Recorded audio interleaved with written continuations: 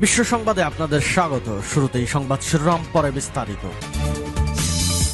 দখলদার ইসরায়েলি বাহিনী এবং ফিলিস্তিন পুরোদমে যুদ্ধ চলছে, জানিয়ে দেব হাতে থাকা সর্বশেষ আপডেট আন্তর্জাতিক সংবাদ। প্রথমেই সংবাদ শিরোনাম। প্রথমেই জানিয়ে দেব গাজায় ব্রিটিশ সেনা মোতায়েন হলে তারা লক্ষ্যবস্তুতে পরিণত হবে। এরপর জানিয়ে দেব যুদ্ধক্ষেত্রে রূপ নিয়েছে ইসরায়েল বিরোধী বিক্ষোভ। এদিকে সবচেয়ে বড় বিপর্যয় হতে পারে রাফা নিয়ে সতর্ক করলেন আব্বাস। আরও জানিয়ে দেব হাজার হাজার ওয়াগনার যোদ্ধা এখন রাশিয়ার পক্ষে কাজ করছে। সর্বশেষ জানিয়ে দেব মার্কিন অস্ত্রের অপেক্ষা হামলা মোকাবেলায় হিমশিম খাচ্ছে কিয়েভ। এতক্ষণ শুনছিলেন সংবাদ শিরোনাম, এবারে বিস্তারিত। তবে অনুরোধ থাকবে ভিডিওটিতে একটি লাইক করবেন এবং কমেন্ট করে জানিয়ে দিবেন ইউক্রেন এবং রাশিয়া যুদ্ধ নিয়ে আপনার মূল্যবান মন্তব্য। গাজায় ব্রিটিশ সেনা মোতায়েন হলে তারা লক্ষ্যবস্তুতে পরিণত হবে। ফিলিস্তিনের popular front for the liberation of Palestine সতর্ক করে বলেছে, যদি গাজা উপত্যকায় ব্রিটিশ সেনা মোতায়েন করা হয় তাহলে তাদেরকে লক্ষ্যবস্তুতে পরিণত করা হবে। সামা নিউজের তথ্য অনুসারে পিএফএলপি এক বিবৃতিতে বলেছে, গাজা উপত্যকার ভূমি অথবা উপকূল জুড়ে ব্রিটেন কিংবা যে কোনো দেশকে সেনা মোতায়েনের ব্যাপারে সতর্ক করা হচ্ছে।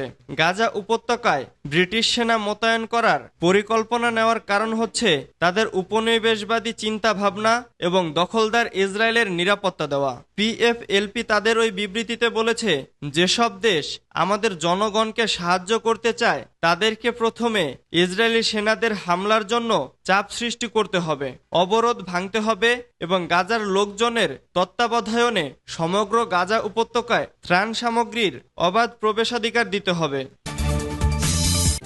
যুদ্ধক্ষেত্রে রূপ নিয়েছে ইসরায়েল বিরোধী বিক্ষোভ। গাজা ও ফিলিস্তিন ইস্যুতে ঘরে বাইরের নানামুখী চাপে এখন দিশেহারা মধ্যপ্রাচ্যের কসাই হিসাবে কুখ্যাত ইসরায়েলের প্রধানমন্ত্রী বেনিয়ামিন নেতানিয়াহু এবং তার প্রধান দশর ও সব অপকর্মের সঙ্গী হাড়বুড়ো মার্কিন প্রেসিডেন্ট জো বাইডেন।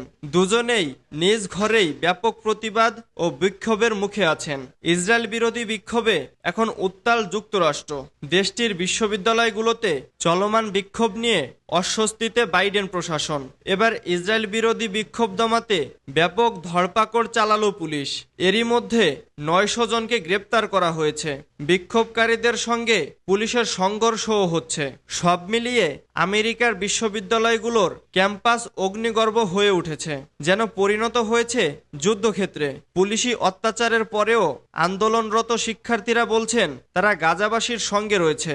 তাদের দাবি, যুক্তরাষ্ট্রের বিশ্ববিদ্যালয়গুলো যেন ইসরায়েলের সঙ্গে বিনিয়োগ বন্ধ করে দেয়। এই মুহূর্তে আমেরিকার যুক্তরাষ্ট্রে 30টির বেশি বিশ্ববিদ্যালয়ে ইসরায়েল বিরোধী বিক্ষোভ চলছে।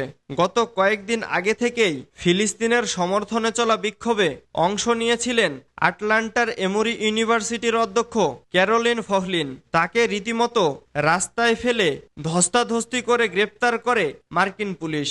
আটলান্টা পুলিশ ও জর্জিয়া ট্রুপার্স নামের বাহিনী আন্দোলনকারীদের তাঁবু উচ্ছেদে এমোরি ইউনিভার্সিটিতে যৌথ অভিযান চালিয়েছে। সেখানে 28 জনকে গ্রেপ্তার করেছে পুলিশ। এমোরি ইউনিভার্সিটির অধ্যাপক এমিল কেমে বলেন, পুলিশ আন্দোলনকারীদের সরে যেতে বাধ্য করছে, মনে হচ্ছে যুদ্ধক্ষেত্রে রয়েছি। সবচেয়ে বড় বিপর্যয় হতে পারে রাফা নিয়ে সতর্ক করলেন আব্বাস। ফিলিস্তিনি কর্তৃপক্ষের প্রেসিডেন্ট মাহমুদ আব্বাস রাফায় ইসরায়েলের সম্ভাব্য হামলার পরিণতি সম্পর্কে সচেতন করেছেন। তিনি বলেছেন, ইসরায়েল যদি রাফা শহরে আক্রমণ করে তাহলে ফিলিস্তিনি জনগণের ইতিহাসে সবচেয়ে বড় বিপর্যয় ঘটবে। ইরানের রাষ্ট্রীয় বার্তা সংস্থা ইরান জর্ডানের এমন নিউজ ওয়েবসাইটের বরাত দিয়ে এ তথ্য জানিয়েছে। এতে বলা হয়েছে, রোববার সৌদি আরব আয়োজিত ওয়ার্ল্ড ইকোনমিক ফোরামের বিশেষ বৈঠকে আব্বাস এ মন্তব্য করেন। তিনি জোর দিয়ে বলেন, ইহুদিবাদী শাসক রাফা আক্রমণ করলে ফিলিস্তিনি জনগণের ইতিহাসে সবচেয়ে বড় বিপর্যয় ঘটবে। এজন্য তিনি রাফায় ইসরায়েলের হামলা এড়াতে যুক্তরাষ্ট্রের প্রতি আহ্বান জানান। এ সময় মাহমুদ আব্বাস পশ্চিম তীরের পরিস্থিতি নিয়ে উদ্বেগ প্রকাশ করেন। তিনি বলেন, একটি ভয় রয়েছে যে ইসরায়েলি শাসক গোষ্ঠী ফিলিস্তিনিদের পশ্চিম তীর থেকে জর্ডানে বাস্তুচ্যুত করবে এবং কোনো পরিস্থিতিতেই আমরা ফিলিস্তিনিদের তাদের মাতৃভূমির বাইরে বাস্তুচ্যুতকে মেনে নেব না। ফিলিস্তিনি প্রেসিডেন্ট জোর দিয়ে বলেন, জর্ডান এবং মিশর ফিলিস্তিনিদের বাস্তুচ্যুত করার জন্য দৃঢ় বিরোধিতা করেছে। আব্বাস ফিলিস্তিনি রাষ্ট্রকে জাতিসংঘের পূর্ণ সদস্য রাষ্ট্র হিসেবে স্বীকৃতি দেওয়ার জন্য আন্তর্জাতিক সম্প্রদায়ের প্রতি জোর দাবি জানিয়েছেন। তিনি বলেন, একটি রাজনৈতিক সমাধান হতে হবে যা গাজা উপত্যকা এবং পশ্চিম তীরকে একটি স্বাধীন ফিলিস্তিন রাষ্ট্রে পরিণত করবে। গত বছরের 7 অক্টোবর ফিলিস্তিনের স্বাধীনতাকামী সংগঠন হামাসের হামলার প্রতিশোধ হিসেবে এখনও গাজায় হামলা অব্যাহত রেখেছে ইসরায়েল। ইতোমধ্যে দখলদার বাহিনীর হামলায় প্রায় 35,000-এর বেশি ফিলিস্তিনি প্রাণ হারিয়েছেন, আহত হয়েছেন 80,000-এর কাছাকাছি। হতাহতদের বেশিরভাগই নারী ও শিশু।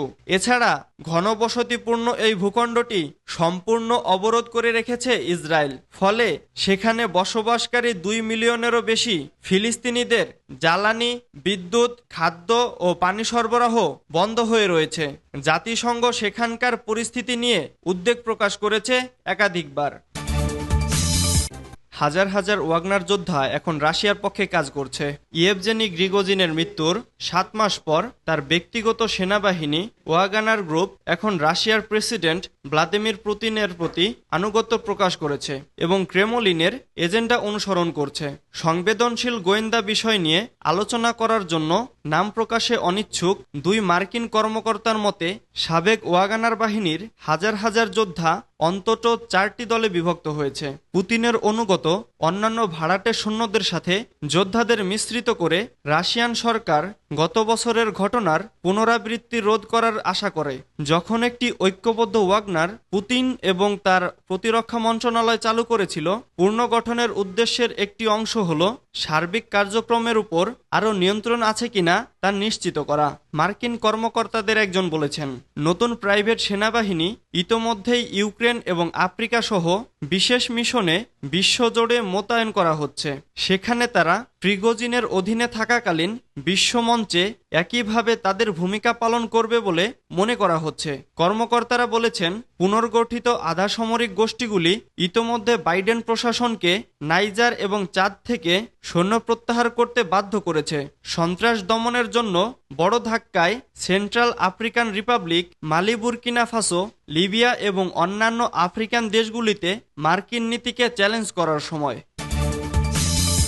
মার্কিন অস্ত্রের অপেক্ষা হামলা মোকাবেলায় হিমশিম খাচ্ছে কিয়েভ। দীর্ঘ প্রতীক্ষার পর মার্কিন কংগ্রেস অবশেষে বিশাল অঙ্কের সামরিক সহায়তার প্রস্তাব অনুমোদন করলেও বাস্তবে সেই সহায়তার সুফল পেতে সময় লাগছে। মার্কিন প্রশাসন অবিলম্বে অস্ত্র, গোলাবারুদ ও সামরিক সরঞ্জাম পাঠানোর কাজ শুরু করে দিয়েছে। তবে হস্তান্তর থেকে শুরু করে সেগুলো মোতায়েন করতে অবশ্যই অনেক ধাপ পার করতে হচ্ছে। এমন দুর্বলতার সুযোগ নিয়ে রাশিয়া ইউক্রেনের ওপর হামলার মাত্রা বাড়িয়ে দিয়েছে। রবিবার ইউক্রেনের সামরিক বাহিনীর শীর্ষ কমান্ডার ওলেকজান্ডার সিরস্কি জানিয়েছেন, পূর্ব প্রান্তে 3টি গ্রাম রাশিয়ার দখলে চলে গেছে। আগেই বেদখল হওয়া আভদিভকা শহরের কাছে রুশ সেনাদের তৎপরতা বেড়েই চলেছে। খার্কিভ শহরের কাছে রুশ সেনার সংখ্যা বেড়ে চলায়ও দুশ্চিন্তা প্রকাশ করেন সিরস্কি। রাশিয়ার প্রতিরক্ষা মন্ত্রণালয় দোনেৎস্ক এলাকার একটি গ্রাম দখলের দাবি করেছে। শুধু অস্ত্র নয়, যথেষ্ট সেনার অভাবের কারণেও ইউক্রেনের সেনাবাহিনী পিছু হটতে বাধ্য হচ্ছে। আরও কম বয়সী পুরুষদের সেনাবাহিনীতে ডাকার পথ সুগম করতে আইন পাশ হলেও সেই সিদ্ধান্ত কার্যকর করতে সময় লাগছে। ইউক্রেনের প্রেসিডেন্ট ভ্লাদিমির জেলেনস্কি আন্তর্জাতিক সহযোগীদের উদ্দেশ্যে আরও দ্রুত অস্ত্র সরবরাহের আবেদন জানিয়েছেন। রাশিয়ার হামলা মোকাবেলা করতে নিয়ন্ত্রণ রেখায় প্রতিরোধ চালিয়ে যেতে সেই সহায়তার গুরুত্ব তুলে ধরেন তিনি।